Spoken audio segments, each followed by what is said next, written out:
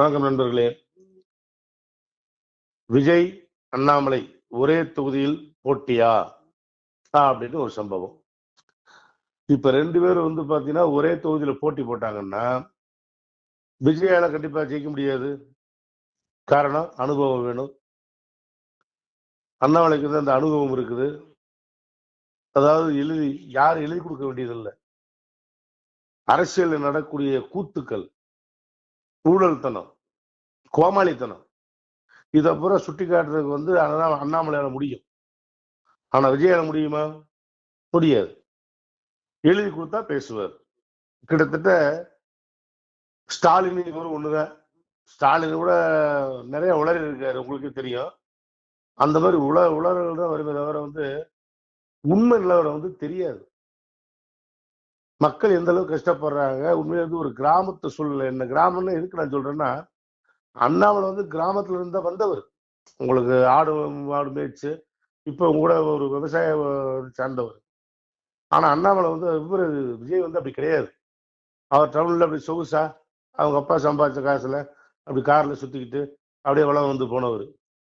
அப்போ உண்மையான ஒரு தலைவனுக்கும் வேஷம் போட்டு வரக்கூடிய ஒரு தலைவனுக்கும் வித்தியாசம் நிறைய இருக்குது. இவர் வேஷம் போடுற ஒரு தலைவர். ஆக்சுவலா அவர் எதுக்கு வந்திருக்காரு? உண்மையான நோக்கம் என்ன? விஜயோட நோக்கம் என்ன? இவரோட படங்கள்லாம் வெளியிட மாட்டேங்கிறாங்க, தடை பண்றாங்க திமுக காரங்க. அதனால அப்படியே ஒரு 4 படம் ஓட்டு விசில் அடிச்சதுமே நம்ம பெரிய தலைவர் ஆயிட்டோம் அப்படிங்கிற மிதமதப்புல வர்றாரு. காசு குணம் இருக்குன்னு வர்றாரு. ஆனா அண்ணாமலைட்ட எந்த காசு குணம் இருந்தது? ஒண்ணுமே கிடையாது. 10 ஆட்டுக்குட்டி 20 ஆட்டுக்குட்டி தான் இருந்துச்சு. தன்னோட சுய உழைப்பால வந்தவர். ஆக இவர் எங்க போட்டிட்டாலும் சரி, விஜய்க்கு நேருக்கு நேரா விஜயோ அண்ணாமலை நேருக்கு நேரம் நின்று ஜெயிச்சாங்கன்னா அண்ணாமலை அடிச்சு தூக்கிடுவாப்புல. விஜயால ஜெயிக்க முடியாது.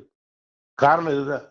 அடிமட்ட தொண்டர்கள்ட்ட பேசணும் அப்படின்னா 4 கணக்க பேச முடியும் அவரால். திமுக ஊழல் சுட்டி காட்ட முடியும். ஆனா விஜய்க்கு யாரா எழுதி கொடுக்கணும். சினிமா மாதிரிதான் எழுதி கொடுத்தா வாசிச்சுட்டு போவார். ஸ்டாலின் எப்படி 2500 1500 5000 ஒரு கணக்கு புள்ளி இல்லையா?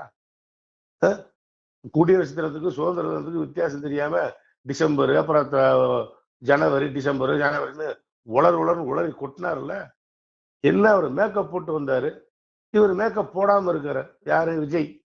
என்ன ஏற்கனவே நிறைய மேக்கப் போட்டதுனால இப்ப மேக்கப் போடாம அந்த நரச தாடியோட ஸ்டோ காமிச்சிட்டு இருக்காரு. இந்த பிறப்புல இங்க வேகாது. இது சினிமாவும் இல்லை, இது அரசியல். அரசியல்ல நிறைய நுணுக்கங்கள் தெரிஞ்சிருக்கணும். முக்கியமா யார் யாரு எப்படி எப்படின்னு பாத்தீங்களா?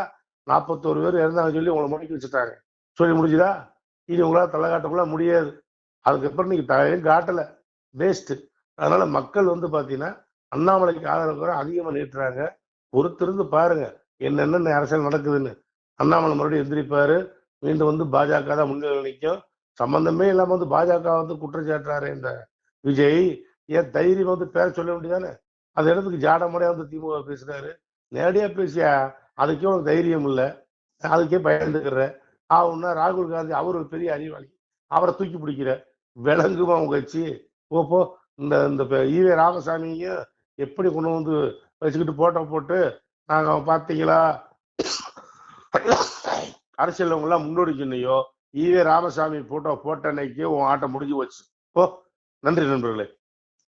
சிவாய நம. திருச்சிட்டம்பலம், தில்லையம்பலம், பொன்னம்பலம். சிவாய நம.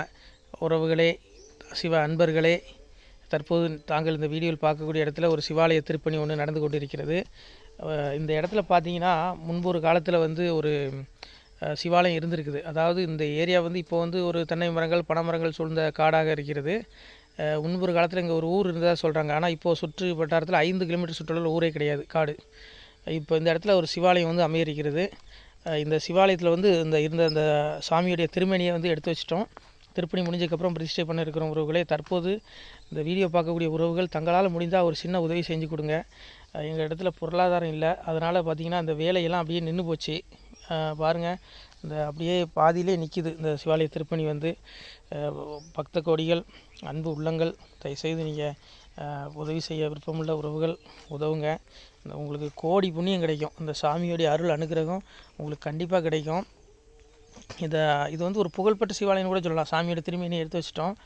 இந்த இடத்துல பார்த்தீங்கன்னா ஒரு வாசி தண்டம் இருக்குது. அந்த காலத்தில் ஒரு முனிவர் யாரோ தவம் செஞ்சுருக்காங்க. அவங்களுடைய வாசி தண்டம் அவர் திருக்கரங்களால் எழுதின ஓலைச்சுவடி கூட இன்றும் இருக்குது, இன்னும் பாதுகாக்கப்பட்டு வருது. அது கோயில் திருப்பணி முடிஞ்சதுமே அதையும் நாங்கள் அந்த வழிபாட்டுக்கு வச்சுடுவோம். இந்த சிவாலய திருப்பணி வந்து சாமி திருநாமம் வந்து முக்தீஸ்வரர் அப்படிங்கிற திருநாமத்தில் வழங்குறாரு. நெல்லை மாவட்டம் நாங்குநேரி தாலுகாவில் இந்த சிவாலயம் அமைய இருக்கிறது. உறவுகளே, இந்த வீடியோ பார்க்கக்கூடியவங்க ஒரு 2 பேருக்காவது கொஞ்சம் ஷேர் பண்ணுங்கள். இந்த வீடியோ பார்க்கக்கூடிய யாராவது ஒரு சின்ன உதவி செஞ்சால் இந்த ஆலய திருப்பணி வந்து கண்டிப்பாக நாங்கள் வெற்றிகரமாக முடிச்சுடுவோம். பாருங்கள், அந்த வேலை எல்லாமே அப்படியே நிற்கிது. கல்லெல்லாம் இறக்கி போட்டிருக்கோம். இன்னும் நிறைய கற்கள் தேவைப்படுது. சுவாமியுடைய அந்த திருக்கோபுரம் பார்த்திங்கன்னா லிங்க வடிவிலே அமைக்க இருக்கிறோம். உதவுங்கள் உறவுகளே. உங்களுக்கு அப்பா சிவபெருமானுடைய அருள் நிச்சயம் கிடைக்கும்.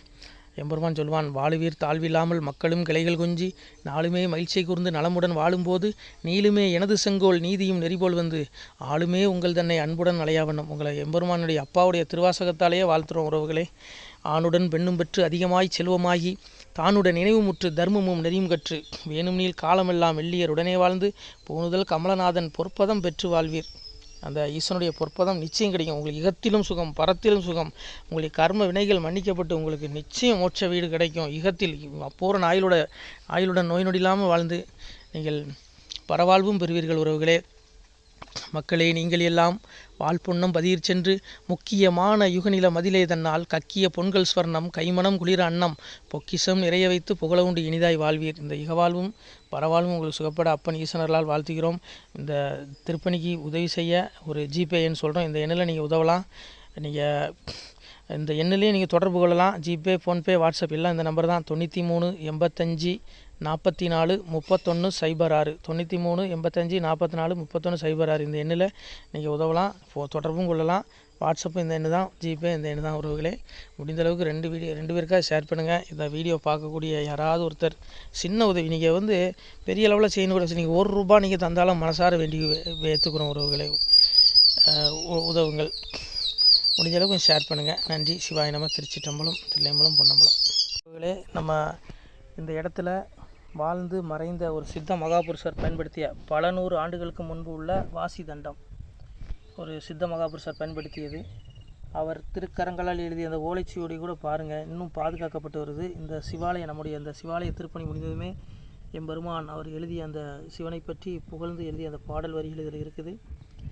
இந்த வாசி தண்டம் அவர் பிரதிஷ்டை செய்த அந்த லிங்க திருமேனியையும் இந்த இடத்துல நாம் இந்த ஆலயம் கட்டி நாம் பிரதிஷ்டை செய்திருக்கிறோம்.